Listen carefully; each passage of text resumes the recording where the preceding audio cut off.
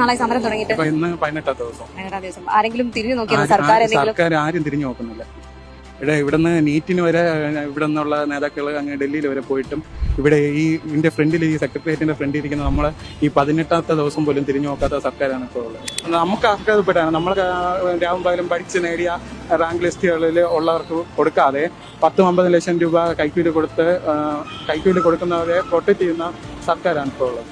ഇപ്പോ CJP സമരത്തിൽ നമ്മൾ കണ്ടു സെലിബ്രിറ്റികളും സോഷ്യൽ മീഡിയ ഇൻഫ്ലുവൻസേഴ്സ് ഒക്കെ ഒരുപാട് അവരെ സപ്പോർട്ട് ചെയ്ത് പുറത്ത് വരുന്നത്.